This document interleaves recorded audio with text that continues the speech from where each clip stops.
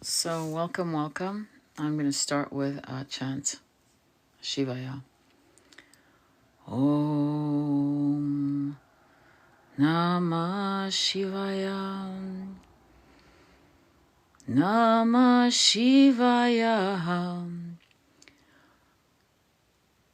Namah Shivaya. Namah. Om Namah Shivaya.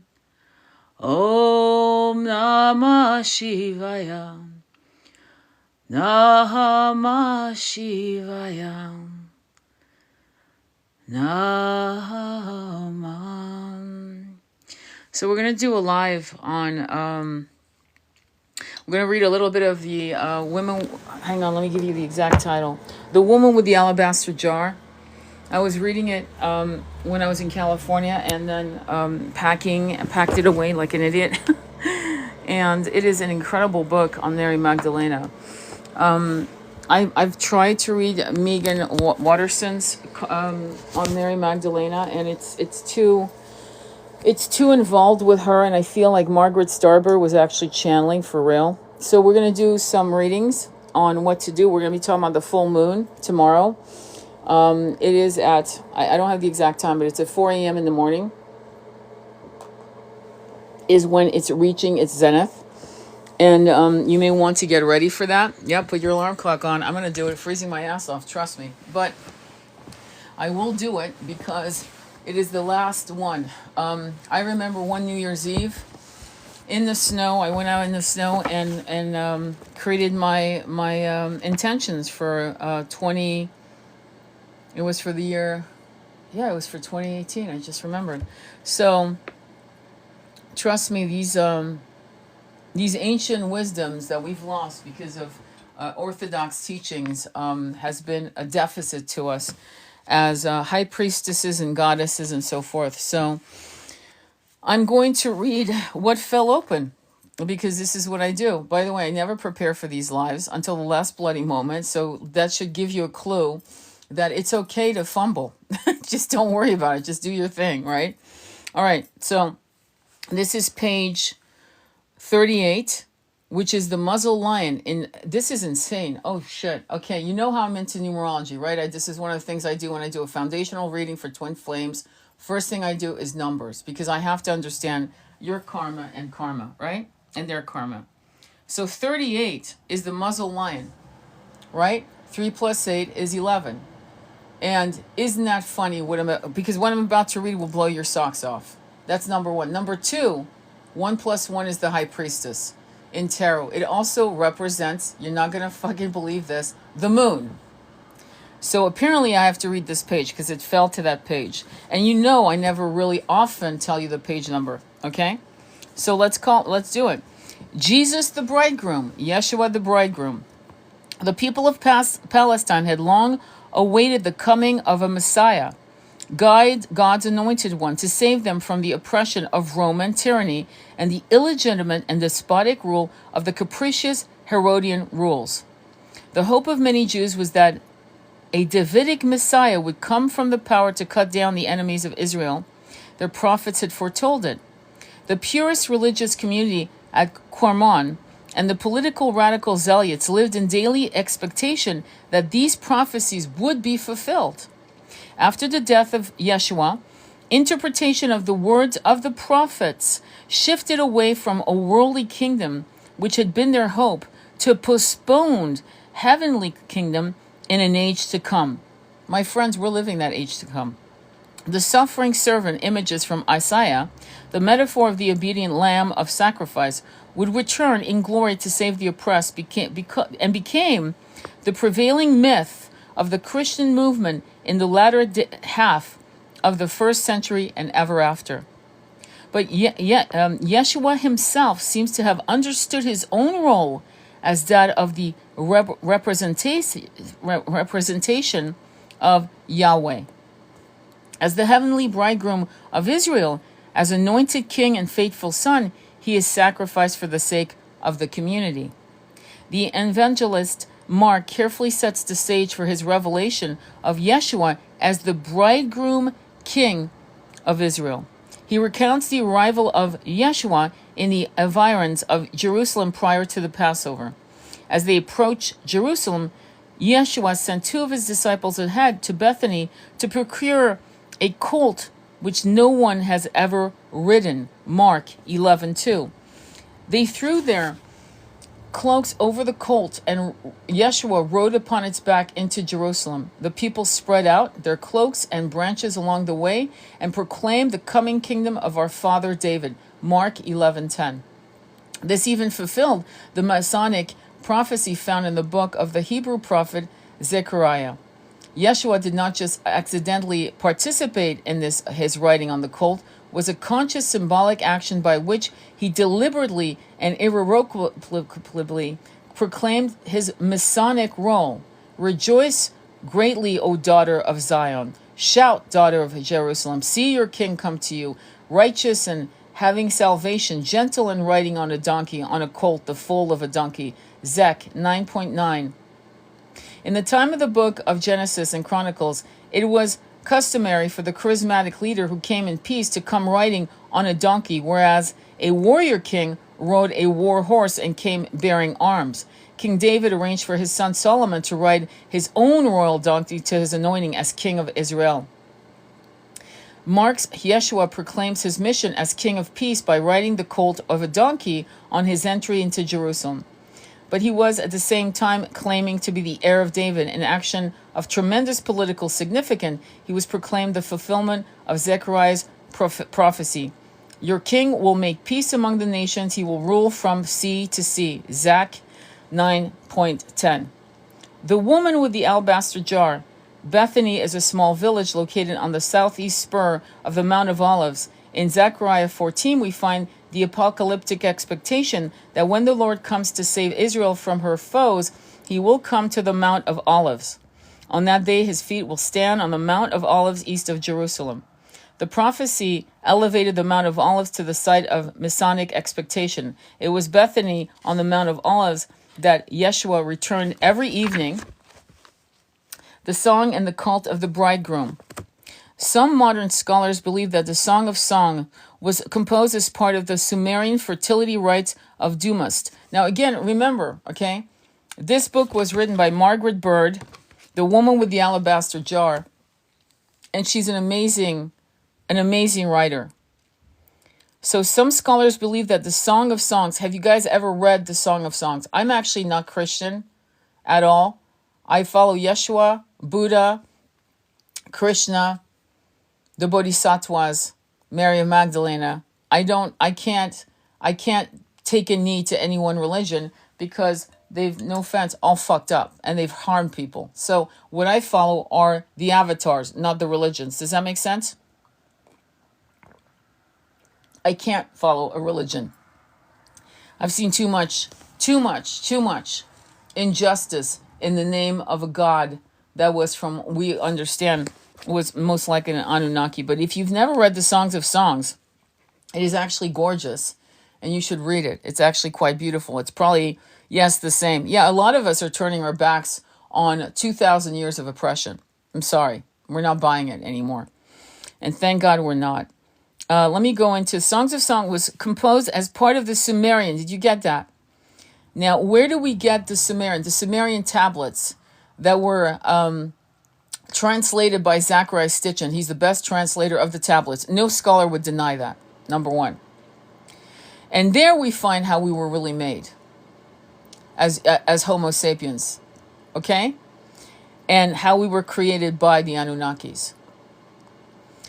So the Sumerian fertility rites of Dumunzi and Inanna, whose myth has been current in the ancient Near East for several thousand years. Did you hear that? Several thousand years. Love poetry inscribed on recently deciphered cuneiform tablets. What's a cuneiform tablet? It's usually Sumerian Mesopotamian. My book Recall actually goes into that. I've had a past life in Mesopotamia. At least one, if not more. And I write about it in the book Recall. Okay, let's continue. Cuneiform tablets describe Dumunzi as shepherd and faithful son, epitaph which were later applied to Yeshua. The beloved of Dumuzi is referred to as sister and bride. The king was considered a chosen son by virtue of the fact that the deity had formed him in his mother's womb. Now, this is the confusion about some scholars. There was a particular woman, I'm trying to remember her name, and my twin turned me on to her, which I thought she was amazing. She wrote down, I mean, her books were the size of fucking Gutenberg Bibles. And she didn't believe in Yeshua and Krishna and Buddha and all of them, and even Bacchus, aka Dionysus, because she saw a connection with the death and rebirth of a particular Messiah, right? So she thought it was people that had taken ancient legends and just reformatted it into a new religious order and so forth. And to be honest, I know for a fact, knowing the human mind as I know, when our souls enter these human 3D fucking dense brains, we need shit repeated to us again and again, because actually technically we only absorb 15% of what's ever told to us around us. 15, not 50, 15. And so I know Yeshua walked the planet. I know Buddha walked the planet. I know Krishna walked the planet, and others whose names were forgotten in time. So why was that important? Why is this death and rebirth theme? Well, because it keeps telling us that for us to get aligned with God or the universe or the one, the creator, the all, we will not learn to the levels that we need to understand so we can surrender with unconditional trust without, unfortunately, incarnating again and again in different dimensions, different planets, different species, different humanoid type of species, and so forth. We have to.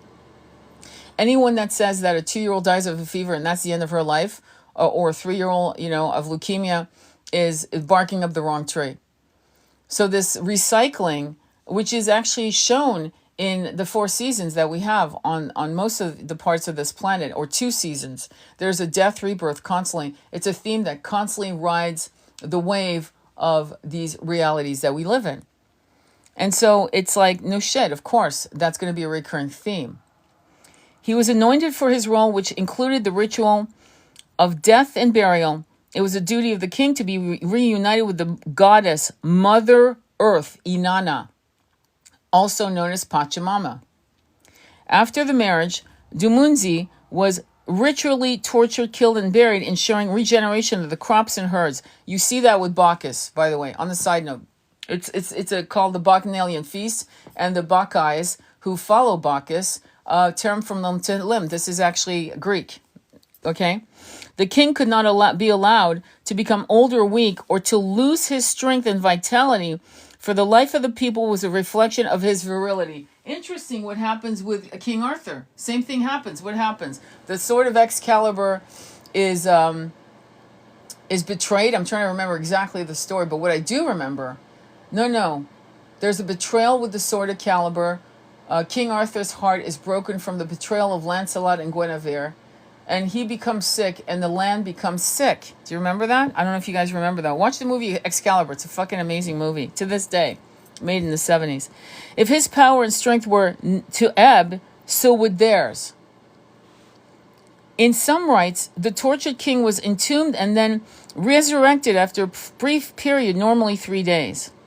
The poetry from the liturgy includes a lamentation of Inanna over the death of Dumuzi, the goddess' search for the missing god, and an expression of joy at his return. This portion of the prevailing bridegroom myth of the pagan cults is reenacted in the Gospel of John when Mary of Magdalene, by the way, remember this, it's Mary of Magdalene that watches him, that sees him first above all his 12 male disciples, which the church fucking hated that. But somehow in the Council of Nicaea, which Wesley Huff wants to deny that was ever happening, and all the fucking scholars in theology, the Vatican, none of them can deny that the Council of Nicaea happened. None of them can deny it. And for him to outright lie is, I'm not, I'm not trying to support Billy. I think he should have just eaten crow and said I fucked up and left it to that, instead of what he did. And God bless him, for that. It's a hell of a journey to be on the public eye and then be completely dethroned. But, moving on. But what I will say is for Wesley Huff to have the balls, the mendacity to say that the Council of Nicaea never happened is absolute a bald-faced lie. And if you want to know these truths, then you want to know all the truth, and that's why I turn my back on any Orthodox church, temple, whatever. Because at the end of the day, no offense to any of you, but male or female, but I can't trust the basic feverish religious cults that we've called, these churches. And I'm trying to find my words so I don't offend anyone, because right now, I don't want to offend. I actually care as to what I say right now. Usually I don't give a shit, as you well know. But today, I care. When men, and I'm sorry, that's really, a lot of the people that were doing this kind of damage were the masculine. Have I been a man before? Yes. And I wouldn't be surprised if I was in the Council of Nicaea just as a joke. I'm joking. And I was one of the bishops kicking around rocks on the idea that women had souls like men. Okay? Just so I'm also responsible. Just, I know this. Okay? So I'm not blaming you men. Just cool your jets. But when the patriarchy that has been toxic, that has railroaded the oracles of Delphi, and I've talked about the oracles of Delphi in my previous lives. I don't want to repeat it here unless you really want me to talk to you about the oracles of Delphi. But when men, decide that women are so dangerous, let's be honest, we're holding souls between our legs. We're pushing a life between our legs, a whole fully formed human being, This is why they're trying to fucking destroy that concept that, you can't be a mother. And this is where I'm going to be completely politically correct. It's a mother that brings a child to the world. A mother. Now, are all women mothers? No, some women have no right to be mothers. In fact, they don't have the instincts. They don't have the nurturing aspect. They're cold-blooded reptilians, just in consciousness. But I want to go back and reread this paragraph.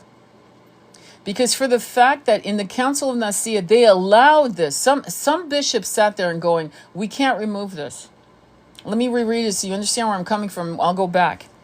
The portion of the prevailing bridegroom myth of the pagan cult is reenacted by the Gospel of John when Mary of Magdalene encounters the risen Yeshua near the tomb on Easter, and it is made visual in the Pietas and the painting of the disposition and the removal of Yeshua from the cross in Christian art. The fact that this was allowed to remain as a memory, as an actual act, that it was a woman, a high priestess no less, that first saw Yeshua risen, is probably one of the most important hints that not only was she his equal, she was his beloved, his eternal consort, but in her own right was a powerful alchemist. And what do I mean by that? Meaning she could teach, and she did teach. And the fact that they allowed this to remain is massive. The cult of the dead and resurrected Dimuzu spread to Palestine along with the epithets of shepherd and anointed. Dimuzu was the ancient prototype of the bridegroom. As we have mentioned, the more ancient practice of the Near East was that a matrilineal royal priestess, did you hear that? Conferring kingship on her consort. Did you hear that? Since marriage to the representation of the goddess was essential for status, and not to mention for balance. This is why you have Buddha and his consort, for an example.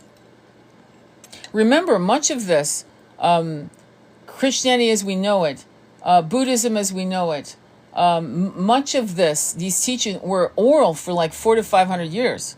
It wasn't written for a long time. And we all know the telephone game, don't we? We do know the telephone game. So imagine 500 years. So these rites of the vegetation and fertility gods and goddesses were well known in ancient Israel. In Ezekiel 8:14, for example, the prophet is shown a group of Hebrew women crying over Tammuz, the Babylonian fertility deity who is identified with Dimuzu. This was understood by the prophets to be an abomination. In fact, Israel's prophets had long lamented the fact that the people were unfaithful to Yahweh, their male deity. Continually, it seemed the unfaithful community returned to the pagan worship of Asherah, Astar, and Baal. Baal goes all the way back to the Carthaginian, Asherah, Astar, and Baal. Baal goes all the way back to the Carthaginian, aka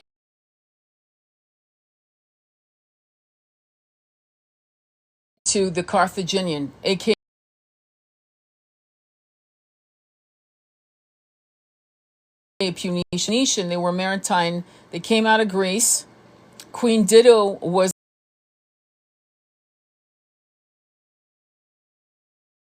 the first person to leave Greece on her ships, and she landed in ancient Tunis, Carthage. It was known as Carthage, and established with the local people, intermarrying and interbreeding. Okay, so the Greeks to the North Africans, okay, and Africans, interbreeding, intermarrying to create the Semitic races we know today. And this you can learn from, you can study Martin Bernal's A Black Athena. He was a Jewish scholar out of Rutgers University. You can go get the books. So Baal was a demonic, no offense, god. Why? Well, because he demanded sacrifice. It was you know how you have red witch, black witch? Okay, red witch means blood. And so blood was demanded, unfortunately. So Baal was that god. The thunder god, if I recall correctly. Let me continue. The local counterpart of the Babylonian Inanna and Dumuzi, in the words of their prophets, the people were whoring after false gods. Did you hear whoring after false gods? Well, where are these false gods? My friend, they're the Anunnakis. And Zachariah Stitchin, no one is saying that what he actually translated is bullshit. This is why I have a problem with Christian scholars. Because you see, the cuneiform outdate and predates the Gospels. Okay? And this is where I have a conflict, because at the end of the day, my connection, your connection, it's your business, but my connection with God, right? The universe, conflict, because at the end of the day, my connection, your connection, it's your business, but my connection with God, right? The universe, connection with God, right? The universe,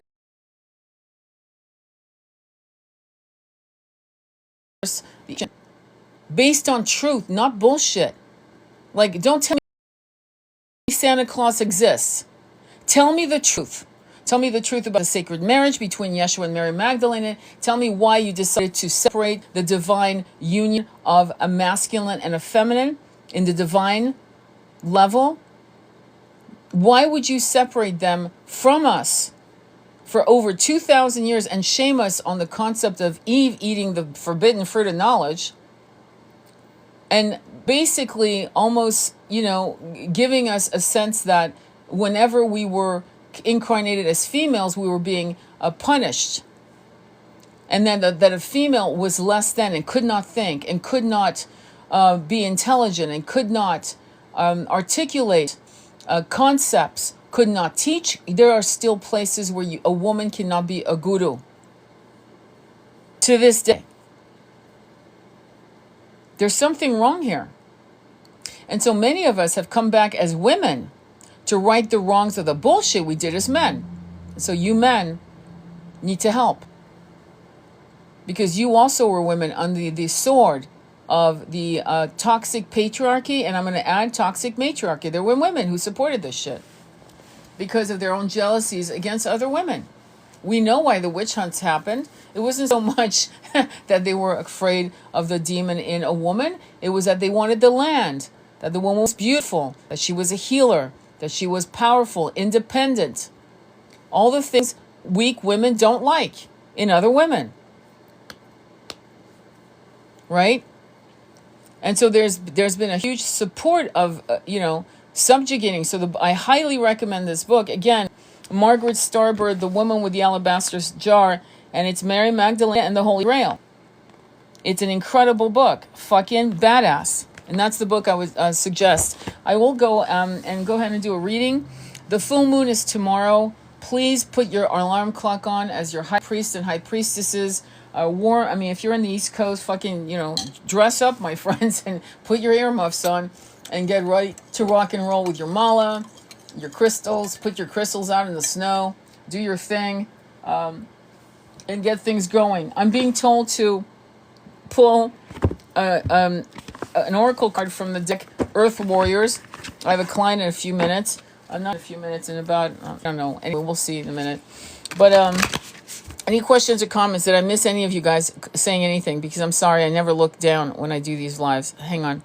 No? Okay, perfect. All right, so we're going to be looking at, and thank you for listening to these thoughts. Good afternoon, my love. Thank you for listening to different thoughts on the subject. On why is this important? Here, I want you guys to get involved in some aspect. I never like to do group talks unless I have a special guest like Andromeda or someone else typically, but I would love to hear, what are your thoughts? Why do you think the Catholic Church was so hell-bent on separating the divine masculine in the holy wedding, if you will? Why would they do that? That's a question you can ask yourself, but I'd love your opinion. Also, on a side note, did you know that the Hierophant, which is number 5 in tarot, is a pope, right? It's called the Hierophant, but it's a pope. It was represented as a pope. But did you know that it was called La Papesse, the female pope? And in the 9th century, I don't know if you guys know this, there are movies on this. There's a couple of European movies on this. There's books you can actually find. It's called Pope Joan. Her name was Pope Joan. I'm trying to remember. Again, this is I don't fucking prepare. I just do lives based on whatever. Okay, so bear with me. So Pope Joan was in the 9th century. She was a young girl that was being tutored. She was very intelligent, extremely. She was a linguist. She had a tutor. Okay, and the tutor and her traveled, I'm going to say, through Istanbul, which is an incredible magical place. It's where Constantine came from. Okay, anyway, moving on. And for some reason, and of course this has always been the truth with women, to be safe, not to be harmed by other men, blah, blah, blah, she cut her hair short and she posed as a boy. And so she grew up posing, cross-dressing as a man to be safe with her tutor, went to Rome, went up the ranks of being initiated as a bishop, as a cardinal, and eventually she became a pope. And the story goes, and it's fascinating to me, the story goes that, of course, her tutor was her lover, of course, and she got pregnant. And there was a particular march, and it's in Rome now. It's actually, there's a particular street, and you guys can look it up. Pope Joan, where did she, whatever, you look it up, her last march, her last walk. And there's a particular ceremony, and again, because I'm not Catholic, I wish Andromeda was here because she could tell you, and so there's this cortege, and she was walking, and as you can imagine, many of us take long walks when we want to give birth, and unfortunately, her water broke. And that's when the jig was up. And the jig was up, and there are two stories that deviate. One is that she gave birth on the street, which she did, to a son. And one story goes that they were stoned to death. The other story is that she was sent to a nunnery, and her son was raised to be a bishop. And that was the end of Pope Joan. The chair, which is called the Pope's chair, where there is a hole in it, is for the purpose to check the Pope's family jewels, to ensure it is a masculine moving forward. This is all true. You can look it up. Look it up. I'm not making this shit up. It's fascinating.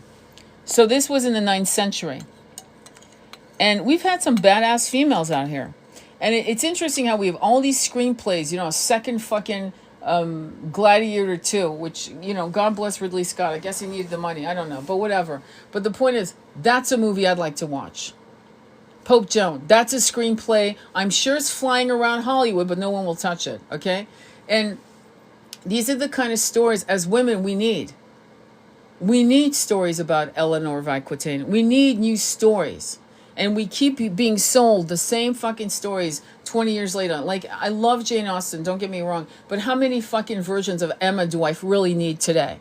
How many versions of Pride and Prejudice do I need? This is what I'm getting to. But anyway, like The Woman with the Alabaster Jar. Why isn't that a movie? I know they have a movie right now on Netflix called Mary, and I watched a couple minutes, and I already know, personally me, because that's how I roll, is I'm not investing my time on that. Why? Because it's not telling me the truth. It's telling me the same shit that I've heard 100 times, but now we're going to just focus all on her. Now, if I'm wrong, I'll fucking recant it and I'll apologize. But right now, I'm not feeling it. Okay? I want to see Mary Magdalena. I'm stumbling over her name. The way I am discovering her through these incredible women who did their research in the when was this book published? Hang on, let me tell you exactly. Let me tell you exactly when this was published. 1942, my friends. 1942. And there is a foreword by Reverend Terence Sweeney, PhD. Why is it taking this long? And we know that Pope Benedict was the man who had the great idea to turn Mary Magdalena into a whore for almost 500 years. So it's interesting, you know, and it's funny how if you watch. Oh, let me read your comments. I'm excited. Let me read them out loud. I really want to share that. It's fascinating, powerful, baby. Divine love frees us. Liberate our root chakra. Oh, you're here. We aren't controllable when we are truly free. Just like the movie Hancock with Will Smith, we had a divine pair helpmate here on earth. We always do. Same. I cut it off within 10 minutes. You too. You got the vibe. I was like, no, not doing that, because in my again, I'm going to tell you. I was doing a meditation. I'm going to tell you the story because I feel like crying. It is one of the most incredible things one of many beautiful, magical things that you, me, all of us have in our incarnation. So I was in meditation trying to work on putting light codes of Buddha in a quartz crystal, a cactus quartz crystal, which I'm actually going to be doing some to sell for Christmas. Anyway, listen, this is the part. So I'm sitting there and it insists that it's Yeshua. So I go, okay, I go with Yeshua's energy and I bring in Yeshua. And suddenly I see Mary of Magdalena and Yeshua in the sacred marriage. I kid you not. And there's laughter. Everyone's wearing cream and white linen and different, like pale colors, right? And there's laughter and there's people holding a white, like almost like a long piece of cloth over their head, like an awning over them, laughing and throwing petals and things. And they're laughing. The next scene I see is through the lens of Yeshua on a beach.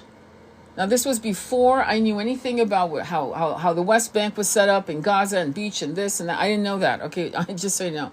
So he's sitting there on a beach, and she's walking nude, but across her middle, like the dress is red and it's very long, and across her, like it's almost like you have a cloth, right, to protect your breast and your belly and your vulva, right? And so she's walking towards him, and the wind is blowing, and she's got these long dark hair, and she's tanned by the sun. She's gorgeous. Towards him, and the wind is blowing, and she's got these long dark hair, and she's tanned by the sun. She's gorgeous.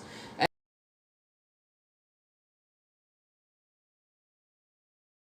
the sun. She's gorgeous.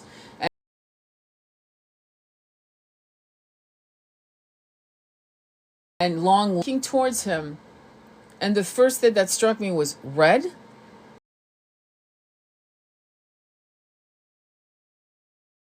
And I was like puzzled. Red dress? 2,000 years? Like, where would they? So my mind's going, like, I could see beet juice that would be more mauve, purple, but red struck me. Okay. So I'm still kind of trying to figure out, was this a clear download? Did I really get that?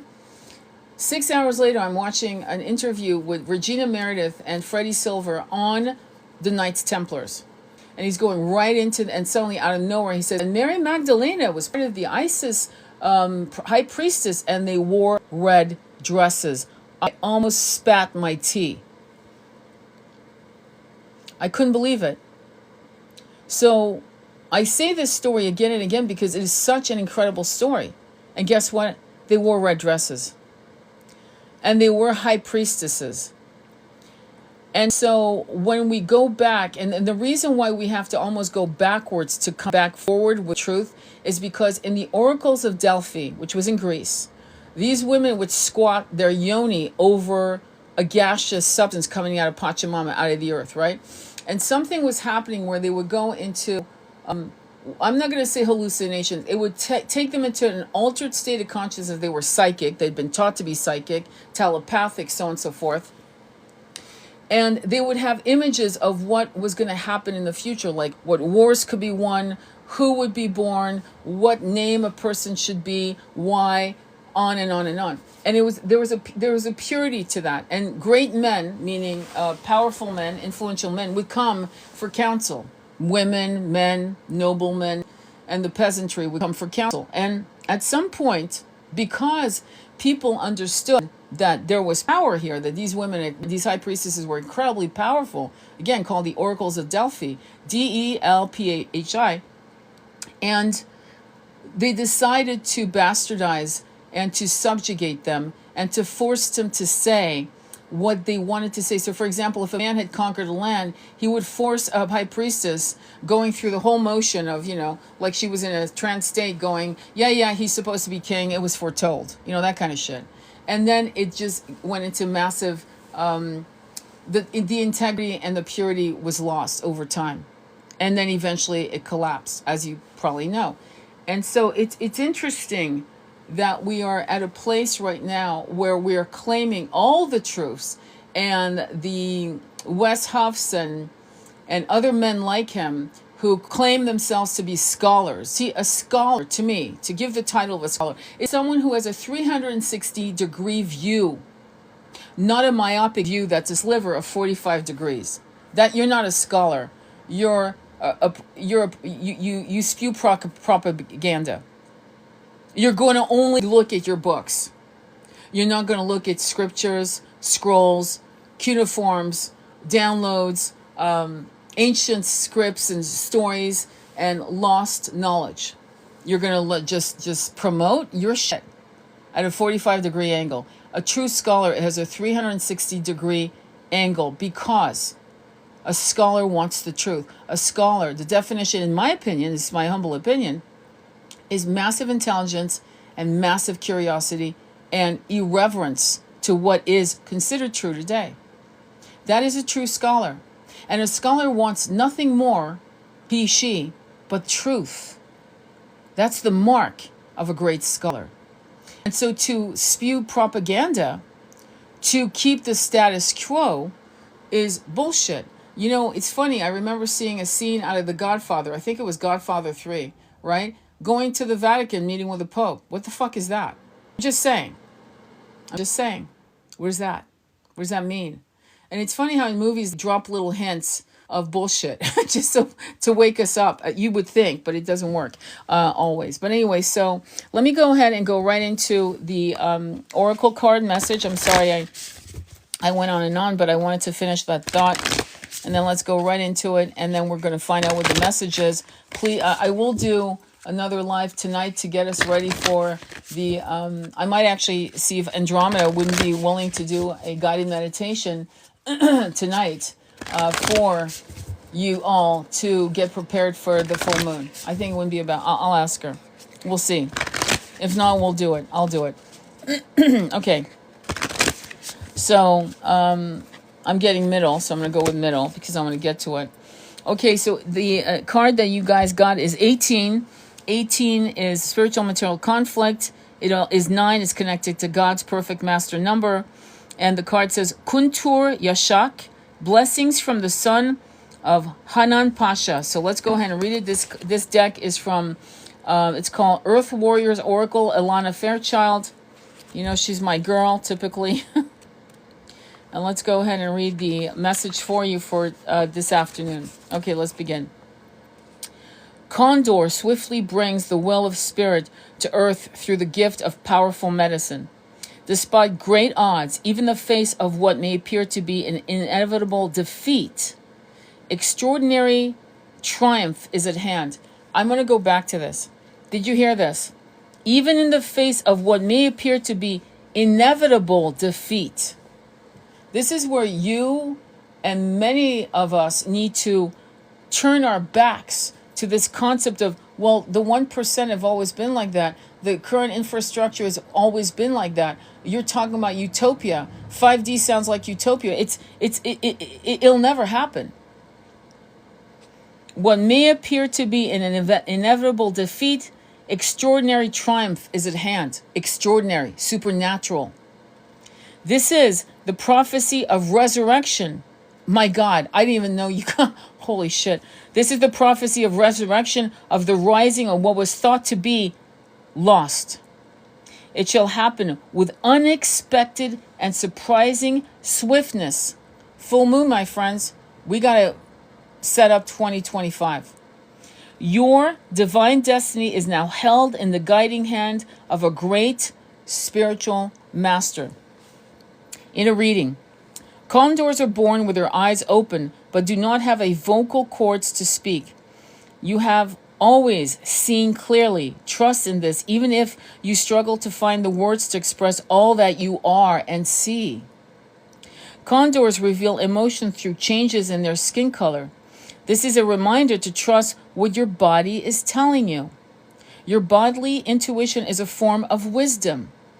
You have a spiritual connection to the cosmic of Christ consciousness, the universal sacred heart seeking to awaken itself in humanity. Your divine life purpose involves assuming the role of leader, guide, healer, and earth warrior for love on this planet. In your unique way, inviolable spiritual protection surround you. Spiritual guidance. Kuntur, or condor, is the ancient bird of the Andes, once flying alongside saber-toothed tigers. This, the largest flying bird in the world. It is one of the oldest species on Earth, soaring to great heights and for hours at a time with little or no wing movement. Condor holds the medicine of strength, spiritual connection, and grace, with a lifespan similar to that of humans and that ability to soar at exceptional speed. Condor also carries the gifts of longevity and swiftness. Condors have been on the brink of extinction many times, yet they survive even in the wild. At the top of the food chain, but barely a hunter that takes life, condors feed on carrion. Its medicine brings cleansing and protection as it can process toxins harmful to other creatures. The primary predator of the condor is also the guardian that enabled it to claw back from a near extinction and into the wilderness. Through collective wisdom and cooperation between various disciplines and industries, human beings have been able to restore with wisdom what was nearly destroyed in ignorance. Condor is an affirmation of the power we have to undo damage and create extraordinary healing. But we have to listen actively and respond and work together in conscious collaboration. You can't allow who you voted for and what other people voted for to make you separate again. Fuck who voted for who. Become a unit of power for change. One thing I can tell you we all agree on is we want a new earth. We don't like it the way it's been going. It hasn't been fair to the 99%. It's never been fair. I think we can all agree on that. Okay? I just saw an MMA wrestler talk about Elon Musk saying the guy's sending rockets instead of helping millions of people. He doesn't give a fuck about you. He literally said that in an interview. And this is an MMA. You might say, shut the fuck, man, just wrestle. But you see, this is what's happening, is we're all rising up and talking about the unfairness. And we need to stand together. Condor is the medicine of the shaman, or Yashak, the Andean healer, or one who knows. In the Andean shamanic worldview, Condor rules Hanan Pasha, the upper realms that is home to the gods as well as the stars, planets, and constellations. You may intuitively recognize a universal love shining through the celestial realms of Anan Pasha. This is the love that stirs our hearts and gives meaning to our lives. It is the same love that provides intelligence for the sun to shine and for the condor to survive. It is the love that emanates through the pure hearts of enlightened spiritual beings such as the Buddha and Yeshua. The oracle of Kuntur Yashak brings a message of universal divine love from the living hearts of spirit. It is an offer of absolute protection that is strong enough to sustain your purity, integrity, and effectiveness as you navigate the challenges inherent in the earthly world of Puma, known as Kaya Pasha. It is much needed protection over the unconscious world of Snake, known as Unku Pasha. This safeguard ensures that your passionate purpose is not distorted or derailed by unconscious forces. As you accept this blessing, you shall now know only protection, empowerment, and grace as you manifest the spirit medicine of condors, helping to bring hope and conscious and creative collaboration, dynamic sacred activism, and miraculous restoration to the earth through her evolving human family. And if you can now change the way you look at earth as a true spirit, embodied in the biggest body you've ever seen, right? Meaning earth. And you start talking to her like you would talk to your auntie or your grandmother or your beloved as you walk upon her body with all the incarnations you've had on her body. You've had thousands of incarnations, minimum thousands. And she has been this silent energy. And before these orthodox teachings came, we knew her. We actively heard her breathe. We would go into the womb of her body, the caves, and meditate. We have been stripped of our connection with Pachamama, and it's time to go back. So when you connect with the full moon tomorrow night, and your feet are upon her body, connect with Pachamama, Gaia, Bhumi, Mother Earth, and connect with the moon, both feminine energies. And remember where you came from. Let it come in. Just let it flow through you. Let your body show you. Let your spirit be the voice, and shut your ego down, because the monkey mind will try to prevent that out of fear. Okay? All right, my loves. I hope this helped out. I hope you enjoyed it. The whole live will be on, my YouTube channel. Go on my YouTube channel, same handle. It's Sacred Intimacy Tarot. If you want a reading, go on my website, on my link tree. There's the website. Set up the, fill out the intake form, and maybe you need a reading to set up 2025. I have a passion for Akashic readings. I adore them. And they really do empower people. And you can look at some of my videos on Akashic readings. And also I have some lives. When you go on YouTube, you can actually check out some of the Akashic stories I talk about. And we'll go from there. All right? Sending you much love on your journey. Namaste. Be well.